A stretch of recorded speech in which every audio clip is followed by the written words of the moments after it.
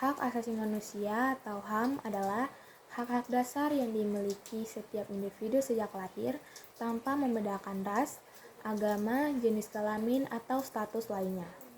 HAM meliputi hak untuk hidup, kebebasan berpendapat, perlindungan dari diskriminasi, serta hak atas pendidikan dan kesejahteraan. Tujuannya adalah untuk menjaga martabat dan kebebasan setiap orang dalam masyarakat. Kasus Ronald Tanur terkait dugaan pelanggaran HAM akibat kekerasan yang menyebabkan kematian Dini Silviana mencerminkan pelanggaran serius terhadap hak hidup, keamanan, dan perlindungan dari kekerasan.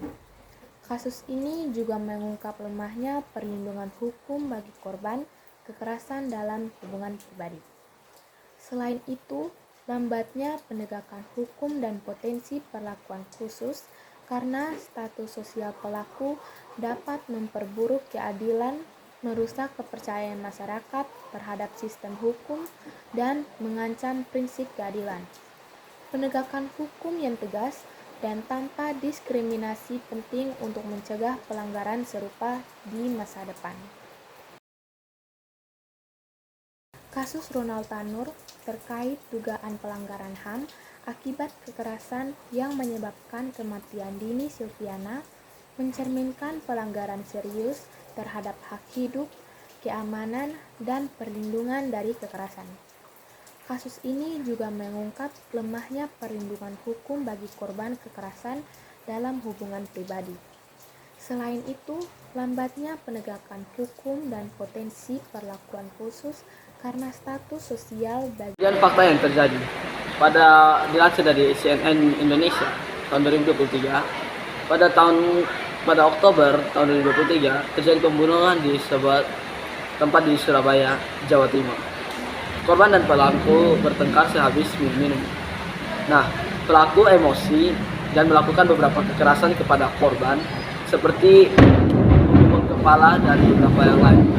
Nah, selain kekerasan yang lain, dilakukan juga yang sangat mengerikan, yaitu korban dilindas mobil oleh si pelaku dan pelaku membiarkannya setelah beberapa saat.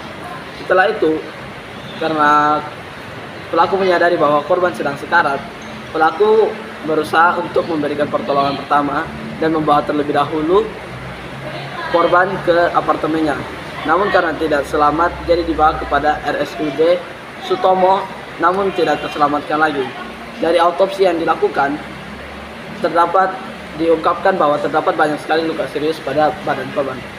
Selain itu juga, pelaku merupakan Ronald Tanur berusia 32 tahun yang merupakan anak dari seorang politikus dari Partai PKB asal Nusa Tenggara Timur.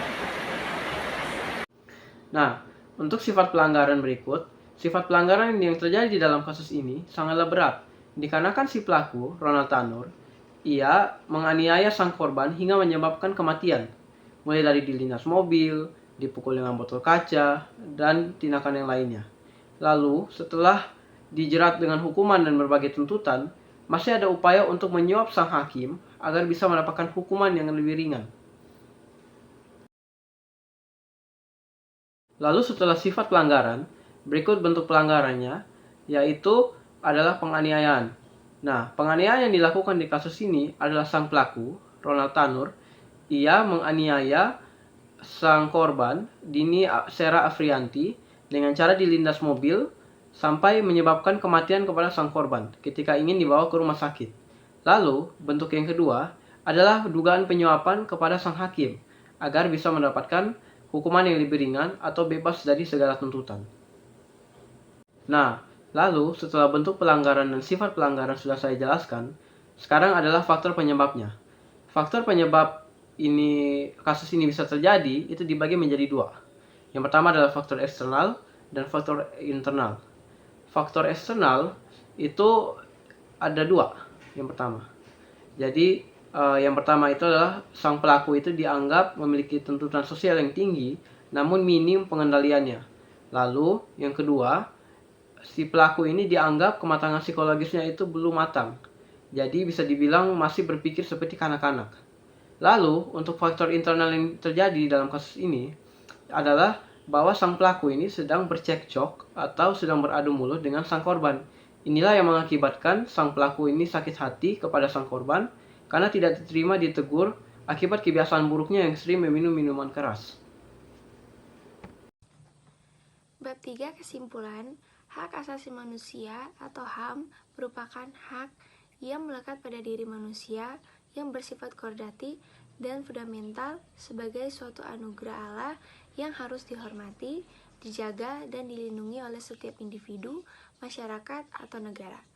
Secara universal, pembagian hak asasi manusia adalah yang pertama, hak-hak asasi pribadi, yang kedua, hak-hak asasi ekonomi, yang ketiga, hak-hak asasi untuk mendapat perlakuan yang sama dalam hukum dan pemerintahan, dan yang terakhir, hak-hak asasi politik. Refleksi saya, dari 10 perintah Allah, kita memang diingatkan untuk tidak membunuh. Jangan membunuh dalam Keluaran 20 ayat 13. Dalam hal ini, membunuh yang dimaksud adalah tindakan yang dilakukan baik secara sengaja maupun tidak sengaja. Pembunuhan yang dilakukan dengan sengaja atau perencanaan sehingga menyebabkan lenyapnya nyawa orang lain adalah tindakan yang ditentang oleh Tuhan. Sementara pembunuhan yang tidak disengaja bisa diakibat oleh kemarahan atau kebencian yang mendalam dan berujung pada tindakan yang mengancam nyawa orang lain. Apa yang sudah Tuhan tetapkan dalam Kristus akan tetap untuk selamanya. Kasih, damai, persatuan, dan persekutuan yang manis. Sementara Tuhan menuntut kita untuk menjauhi dosa seperti membunuh, balas dendam, dan melakukan tindakan yang mengancam nyawa orang lain. Karena setiap orang yang melakukan tindakan akan mendapat tempat bersama dengan Kristus di kerajaan surga. Dan sama seperti isu yang kami cari, pasti punya latar belakang dari semuanya. Entah mungkin ada hal yang pahit yang dialami pelaku tersebut. Namun, Tuhan mengajarkan kita untuk saling mengampuni. Kenapa? Karena Tuhan juga sudah mengampuni semua dosa-dosa kita yang bahkan sampai sekarang tanpa sadar pun kita masih sering menyakiti hati Tuhan.